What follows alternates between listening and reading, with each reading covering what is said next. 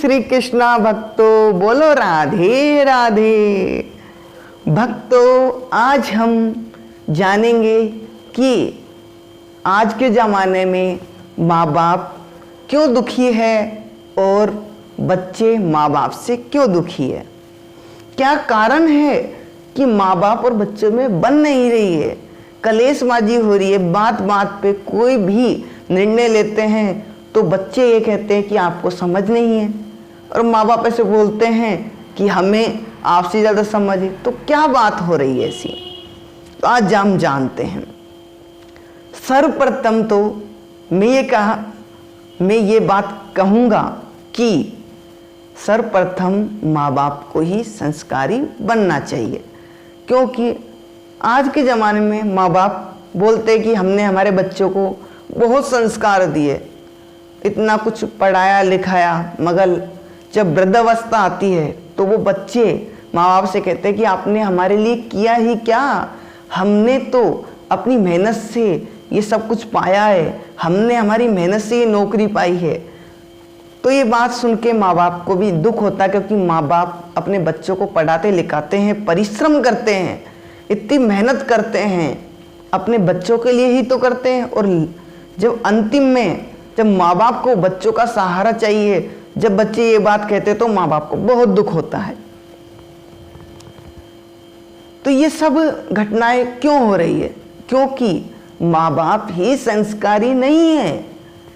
आप देखो, आज के ज़माने में कोई पिता है, वो पिता मदिरा पान कर रहा है, दारू पी रहा है, तो मदिरा पान कर रहा है तो वो पुत्र तो देख ही रहा है ना कि मेरा पिता ही मांस खा रहा है, अंडे खा रहा है, गाली गलौज कर रहा है, बड़ों का आदर नहीं कर रहा है, तो पुत्र तो करेगा ही, पुत्री तो करेगी ही, क्योंकि माता पिता के संस्कार ही तो पुत्र में आएंगे।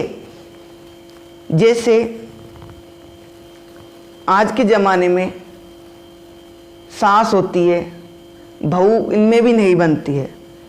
वो क्या करती है, जब पिता के पिता जैसे दादा दादी जब वृद्धावस्था में होते तो पोते देखते हैं कि हमारे माँ बाप हमारे दादा दादी को अच्छा नहीं रख रहे, उनके साथ बार बार लड़ाई झगड़ा कर रहे हैं, उन्हें एक दो रोटी के नाम पे भी बहुत सी बातें सुना देते हैं, उनसे गलती से भी कोई गलती हो जाए तो भी उनको 10 बात सुनाते हैं। तो ये सब व्यवहार जो अपने बच्चे देखते हैं तो वो भी अंतिम में आपके साथ वैसा ही करेंगे, क्योंकि जैसे को तो तैसा मिलेगा ही। अब बात करते हैं हम संस्कारों की कि माँ बाप संस्कारी कैसे बने। देखो आप माता कौशल्या और माता कैकेयी को, माता सुमित्रा को देखो। माता कैकेयी ने भगवान राम को वनवास दे दिया, मगर माता कौशल्या ने कभी भी माता कैकेयी से ये नहीं कहा कि तुमने मेरे पुत्र को वनवास क्यों दे दिया। दूसरी बात, माता कैकेयी भगवान राम से बहुत प्रेम करती थी और माता कौशल्या भगवान भरत से बहुत ज़्यादा प्रेम करती थी। ऐसे तो सभी माताएं सभी पुत्रों से बहुत प्रेम करती थी, मगर जब भगवान राम को वनवास दिया गया तो माँ होती है तो माँ को तो व्यथा होती है, पीड़ा तो होती है, क्योंकि उनका पुत्र वन में जाएगा। मगर कभी भी माता कैकेयी ने माता कौशल्या से कोई भी गलत बात नहीं की, और माता कौशल्या ने भी माता कैकेयी से कोई गलत बात नहीं की। भाई तो देखो, लक्ष्मण जैसे, भगवान भरत जैसे, उन्होंने सब कुछ अपने बड़े भाई के ऊपर न्यौछावर किया, और बड़े भाई ने भी अपने छोटे भाइयों पे सब कुछ न्यौछावर किया, बहुत प्रेम किया, आपस में बहुत प्रेम था उनमें। आप सभी भाइयों को भी अपने बच्चों को ये संस्कार दो कि चाहे उसके चाचा का हो, चाची का हो, ताई का हो, किसी का भी पुत्र हो तो उनसे सबसे प्रेम रखे, छल नहीं करे। दूसरी चीज देखो कि जब पुत्र हो तो भगवान राम जैसा, जो वनवास मिलने के बाद भी माता कैकेयी से क्या कहते हैं कि माता आप, मेरा सौभाग्य है कि आपने मेरे लिए ऐसा सोचा, और राज सिंहासन तो मैं अपने भाई भरत को वैसे ही दे देता। मेरे को तो खुशी होगी कि मेरा भाई राजा बने, हंसते हंसते दे देता। उधर जब वन में जाने के लिए भगवान राम तैयार हुए तो भगवान लक्ष्मण ने अपनी माता से कहा कि माता मैं भी जाऊंगा। तो माता सुमित्रा क्या कहती है कि पुत्र, अब से भगवान राम तेरे बड़े भाई ही तेरे पिता है और माता सीता ही तेरी माता है। इनकी सेवा करना, इनका आदर करना, और कभी भी अपने मन में किसी भी प्रकार का संशय मत लाना, इनके लिए कुछ भी गलत मत सोचना, और हमेशा इनकी सेवा करना। इनके खाने से पहले खाना मत खाना, इनको खाना खाने के बाद जो बच जाए उसमें से खा लेना। जब तेरे भैया राम और माता सीता सो जाए तो पहरा देना। सोना भी वर्जित था। भगवान लक्ष्मण 14 वर्ष तक सोए नहीं थे, ऐसे भाई थे भगवान लक्ष्मण। और माता कैकेयी को सब बुरा बताते हैं, मगर माता कैकेयी बुरी नहीं है। माता कैकेयी तो बहुत ही महान माता है, क्योंकि अगर भगवान राम को माता कैकेयी वनवास नहीं देती तो जितने भी असुर थे उन सभी का कल्याण कैसे होता, उद्धार कैसा होता। जैसे माता सबरी प्रभु राम के इंतजार में बहुत वर्षों से उस आश्रम में इंतजार कर रही थी कि भगवान राम आएंगे, मेरे राम आएंगे। तो वो कैसे पहुंचते फिर भगवान राम? तो उन्होंने वनवास दिया, जब भी तो सबरी माता के पास भगवान राम पहुंचे। हनुमान जी जैसे भक्त मिले, सुग्रीव जैसे मित्र मिले, विभीषण जी जैसे मित्र मिले, और लंकाधिपति रावण जैसे शत्रु थे। जो आप सभी लंकापति रावण को भी गलत बताएंगे, मगर लंकापति रावण गलत नहीं है। वो तो महान पंडित, महान शिव भक्त, उनके बराबर शिव भक्ति नहीं हुआ, जिन्होंने अपने मस्तक को काट काट के शिव को पूजा है। कहते हैं ना कि चलत दशानन डोलत धरती, मतलब जब धरती पे चलता था ना दशानन रावण, तो धरती डोलती थी, कांपती थी। ऐसा महान प्रतापी राजा था वो, पंडित था, जिसने भगवान शिव को इतना प्रसन्न किया, भगवान शिव को प्रणाम करने के लिए ही कैलाश पर्वत उठा लिया। तो ऐसा परम भक्त कहाँ होगा? तो ये शिक्षा लो उनसे। उन्होंने अपने पूरे परिवार का उद्धार किया। चाहते तो वो सीधा भी भगवान राम से अयोध्या में जाके लड़ सकते थे, मगर ऐसे तो फिर राजा राजा लड़ते, और क्या पता भगवान राम सिर्फ रावण को ही मारते। मगर सोचो आप, रावण सबसे अंतिम में आता है। सब भाई भतीजे भांजे आदि, चाचा ताऊ सबको भेज देते हैं, भाइयों को भेज देते हैं, पुत्रों को भेज देते हैं कि जाओ है ना युद्ध करो, और युद्ध में सबको वीर गति भगवान के हाथों कल्याण कर देते हैं। और जब रावण स्वयं भी जाते हैं तो रावण की जब मृत्यु होती है तो उनके अंतिम वाक्य यही होते हैं कि जय श्री राम। क्यों बोलते हैं वो? क्योंकि वो तो परम भक्त हैं, उन्हें तो श्राप मिला हुआ था, और उस श्राप से मुक्ति पाने के लिए उन्होंने ये लीला रची।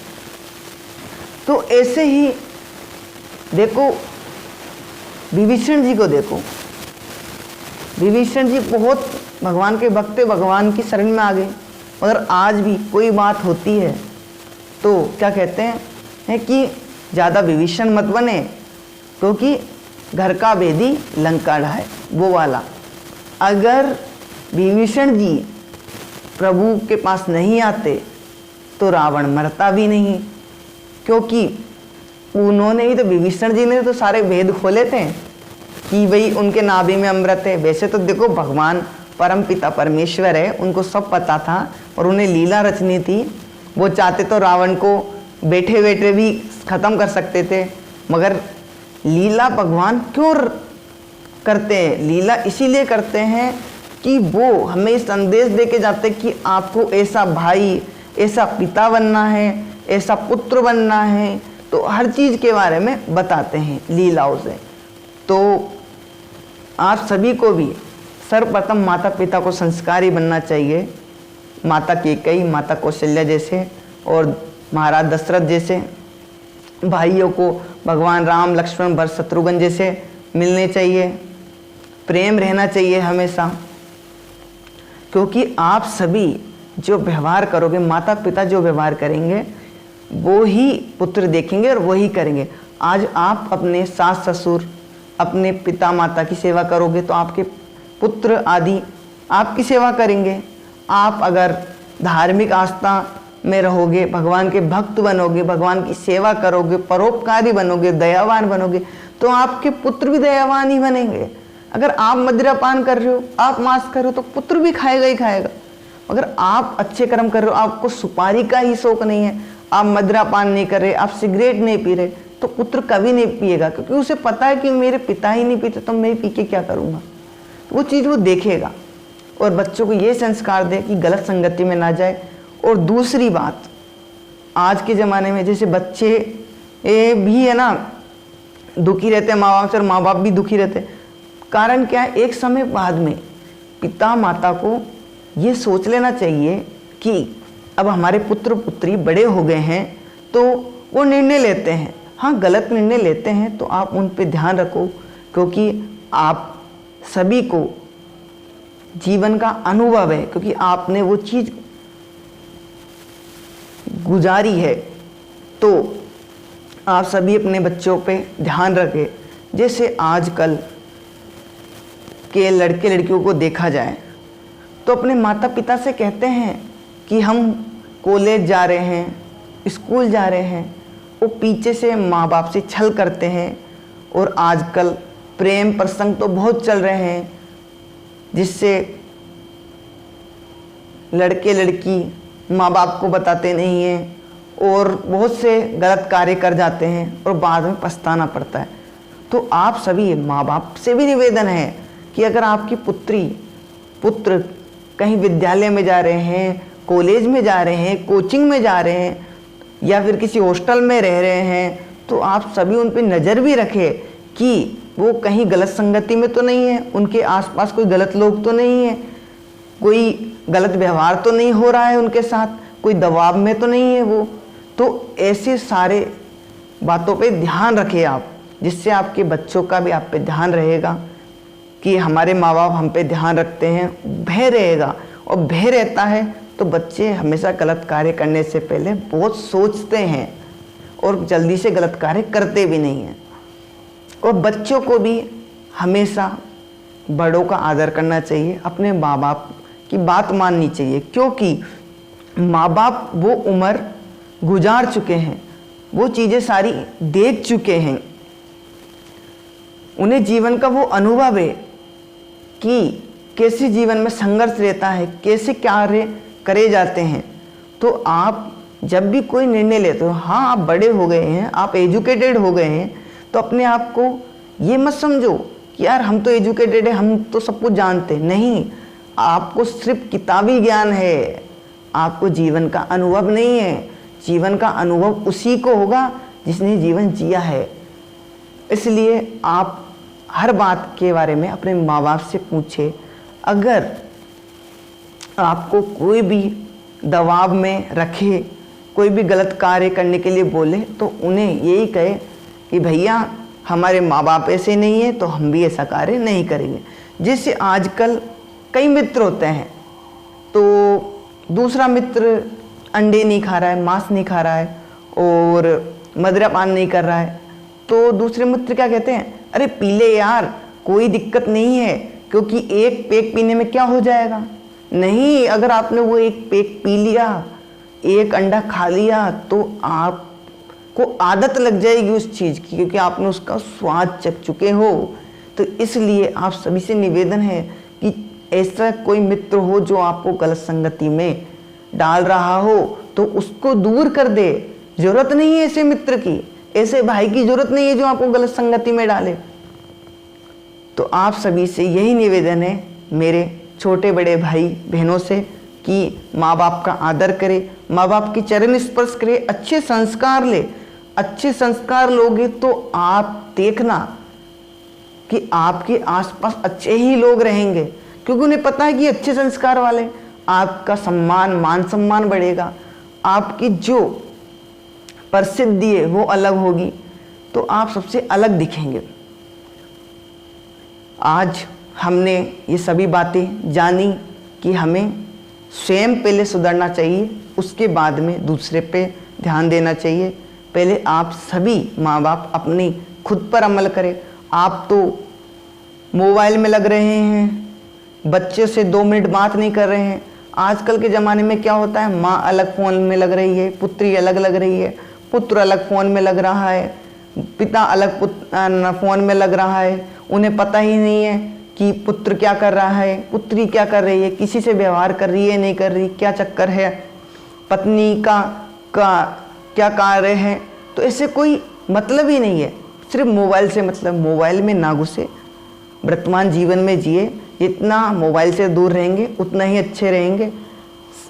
सर्वप्रथम तो माँ बाप को यही करना चाहिए, जब भी आपको समय मिले दिन भर में 1 घंटा अपने पुत्र पुत्री को अपने पास बैठाओ। और पुत्र पुत्री का भी ये धर्म है कि अपने माँ बाप के पास बैठो और उन्हें से ज्ञान वाली बातें पूछो, सीखो। और माँ बाप का ये फर्ज है कि अपने पुत्र पुत्रियों से ये पूछे कि अभी आपका क्या चल रहा है, क्या काम कर रहे हो, कितनी पढ़ाई कर रहे हो आप, कितना नहीं कर रहे हो, क्या रिजल्ट रह रहा है, ऐसे आदि कार्य सभी के बारे में जानो, जिससे बच्चे भी आपके पास रहेंगे। एक अलग ही आकर्षण रहेगा, बच्चे भी दूरी नहीं बनाएंगे आपसे। और आप सभी को ये बातें हमेशा ध्यान रखनी चाहिए कि जो भी कार्य करो, कोई भी गलत चीज़ हो या अच्छी चीज़ हो, तो बहुत सोच समझ के करो। क्योंकि आजकल पुत्र पुत्री ऐसे कार्य कर देते हैं जिससे माँ बाप को समाज में बहुत ही कहे कि बेशर्मी का काम हो जाता है। तो माँ बाप को बहुत ही असम्मान मिलता है, सम्मान नहीं मिलता है, बेइज्जती ही बेइज्जती होती है। तो इस का ध्यान रखें कि जो माँ बाप ने इज्जत कमाई है, जो प्रसिद्धि कमाई है, उसको खराब ना करें। एक बार सभी भक्तों को राधे राधे बोलना पड़ेगा, जोर से बोलना पड़ेगा, राधे राधे। जय श्री कृष्ण भक्तों, बोलो राधे।